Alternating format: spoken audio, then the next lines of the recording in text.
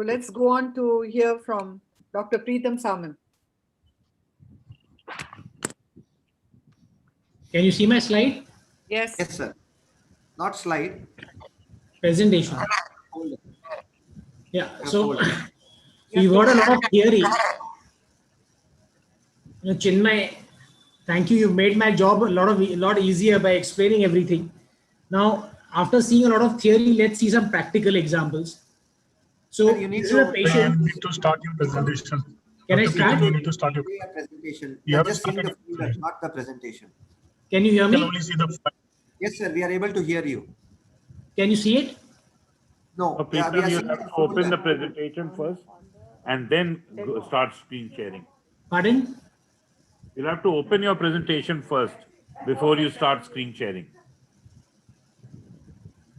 Can you see it You now? stop the screen share first. You stop the screen share and open your presentation first and then press the screen share button.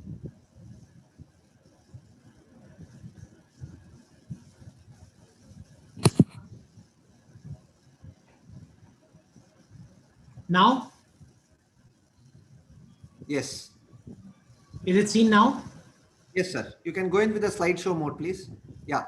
Okay. Go ahead. Okay. So you can see this. This is a patient who came in last month. You can see there is a subretinal hemorrhage in the right eye. Now this was a case of, you can see there a fibrovascular PD, a wet AMD with submacular hemorrhage. Now I'm going to show you the surgery that we did. The reason to show you the surgery is the ease of the procedure and the simplicity of the procedure. Is really no rocket science to do a vitrectomy and inject adjuncts into the vitreous cavity. In fact, this patient also had a cataract. So we did a cataract surgery. You can see the IOL there. And then we did a 25 gauge vitrectomy. You can see the subretinal hemorrhage in there. There was already a PVD, so my job was much easier. You can see there are some bad vitreous debris, also floaters. And this is another advantage of doing a vitrectomy. By creating this, by clearing the vitreous debris, you're giving the patient the best chance of visual recovery, mind you. Besides the fact that the TPA and the adjuncts are going to take their own effect. Then you do a fluid air exchange. And then you gently inject. Now this is the TPA being injected on the macula, followed by the anti-VEGF, and then finally you do a gas injection and your trocar cannulas are out. I mean, how easy does this get?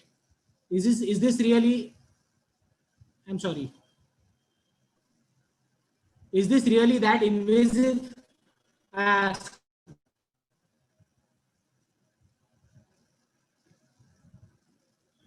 you see my slide?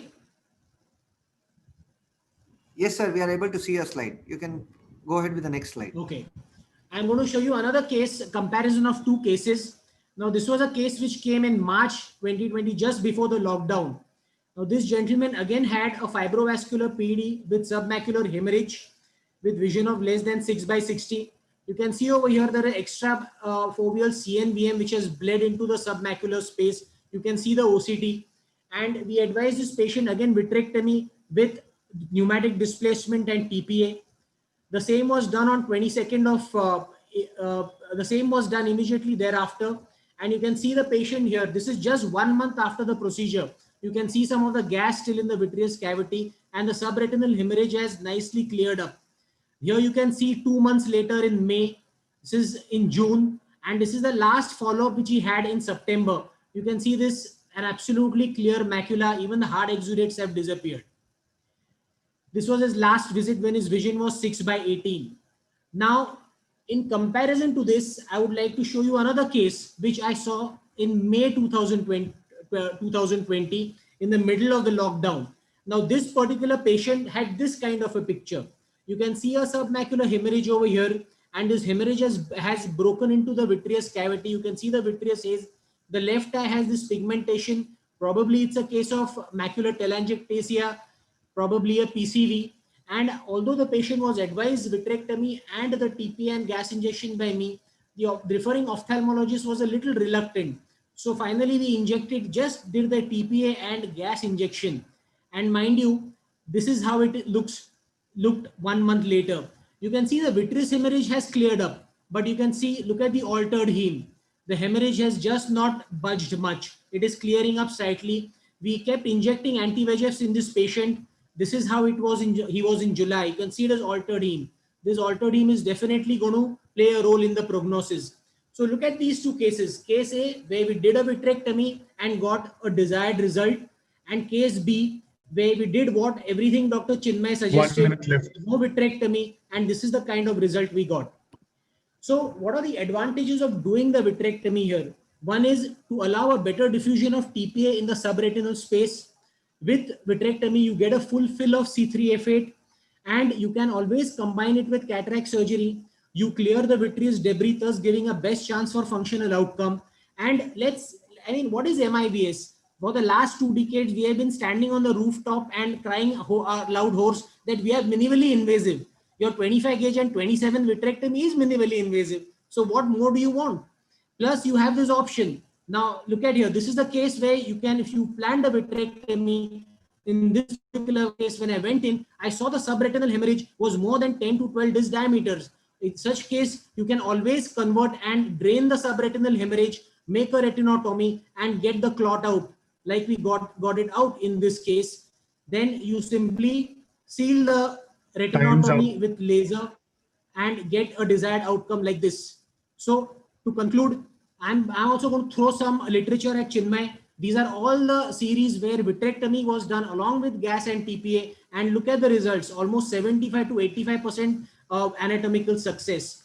There is, however, one place where I might want to hold back, and that is if it is a young phakic patient for obvious reasons of being, causing probably a cataract. So thank you again for this opportunity and wishing one and all a very happy, healthier and safer 2021. Thank you.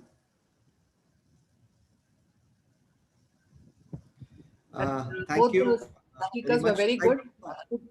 I would like the panelists to just chip in here. In what set of cases, Shobhit sir, Lalit sir and Anand sir, would you consider an office-based procedure, that is pneumatic displacement with gas or with the intravitreal TPA or anti-VEGF injection versus going in and doing a vitrectomy? In what subset of cases would you like to divide this? I think the thickness of the hemorrhage is a very important choice. If the hemorrhage is less than 1000 micron, it should be given a chance. In thickness, it should be given a chance, and it should be treated with anti-VEGF and pneumatic displacement, and some intravitreal TPA can be put without vitrectomy.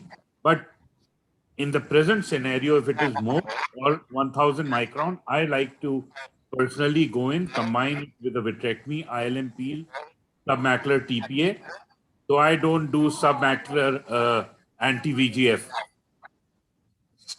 So it's, I think the case selection has to be important. Pathology is important.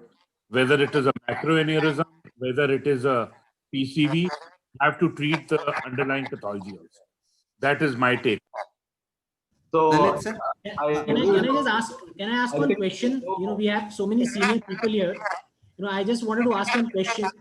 Now, we know that TPA acts essentially by dissolving the plasmin, but we have the vitreous itself is made up of collagen. And can the TPA have any adverse effect on the vitreous? Has anyone observed any such phenomenon? No, I think that has not been demonstrated. Also, I mean, getting back to the debate question as such, because the vitreous as such syneresis happens anyway. So getting back to the thing, I think there's no real debate here. It's I won't push too much stock into the duration. I think it's the morphology which is important. So small, fresh, thin hemorrhage. The extent is important. And the fact, if it's a serosanguinous thing, you would obviously go for the conservative approach of just injection with TPA and anti-VEGF and gas. But if it is more than that, obviously vitrectomy has to be there, because the photoreceptors are not forgiving. We can't, wait forever, and it is going to, damage that permanently. So I think both options are valid. It's just about the extent and the size.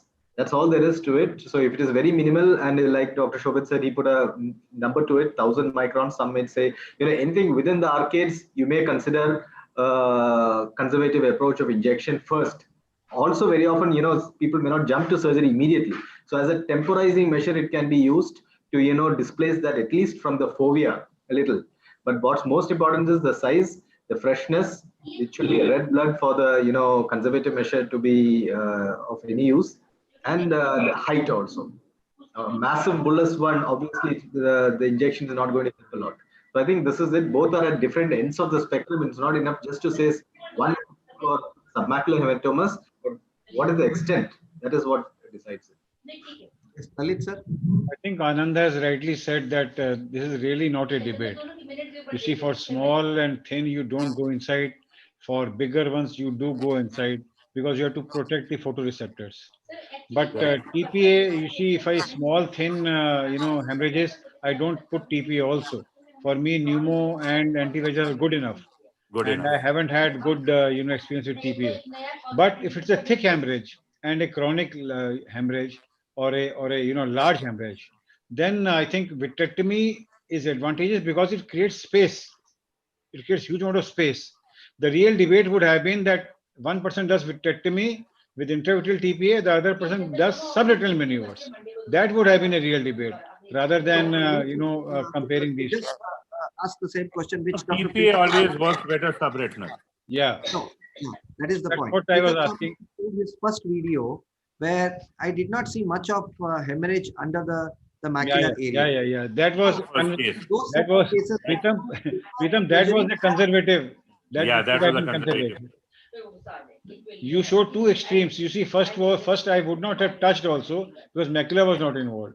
Not in. Yeah, and the third one was massive, which obviously you did a retinectomy and took out the clot also.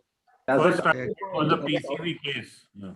as a counterpoint, doing a vitrectomy for a very minimal case, you're losing the vitreous reservoir. So if it is Yeah. a CVM, which means again, after that the anti-VEGF pharmacokinetics is gone for a toss.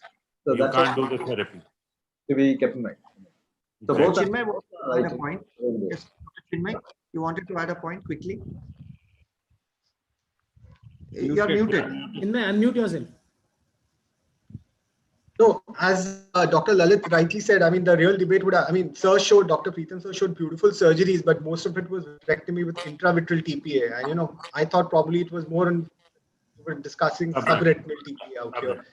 So that, my couple of points was people are saying vitrectomy would create a lot of space, whereas most of the times we are dealing with old age patients where already there's a significant amount of syneresis. And when you go in and do a vitrectomy, until unless you're adding subretinal TPA, would it really be worthwhile even going into the eye and vitrectomizing it? So that's the question that I know. If I would have gone intravitreal, I would have probably gone with subretinal TPA rather than not. So I think we have to end sometime. So it's already late for all of us to go back to our home and dinner.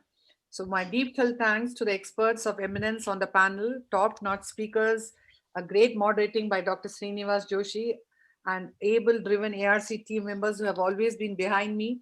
The admin team led by Mr. Kripal, Sai, and Manjula from Numerotech for their great energies. Our webinar admin, Mr. Sunil, for his consistency in supporting us. And a very deep thanks to Encode for their constant support for every ARC program. And finally, our very dear attendees, who have always been a constant source of encouragement and support for us in all our ARC ventures. Thank you, one and all of you. Thank you. I don't know how much you all learned, but I learned a lot today. Thank you very much. Thank you. I think thanks to the ARC team actually, and you see total of, I think I was just counting more than 20 presentations in such a 3 hours time. It was a great learning experience for all of us, in fact. And 3 cheers to ARC team. Srinivas Joshi moderated excellently, and Sunil, as usual, played a very good part in audio visual part. But believe me, Chitra, haven't seen such a big retinal what you call rampage, such a big retinal rampage, and covering so many topics, many topics. So congratulations to the entire ARC team. Yeah. Thank you. Thank you. Thank you, all of you. Okay. Good night. Bye bye. Bye-bye. Bye. Bye, Saravanan.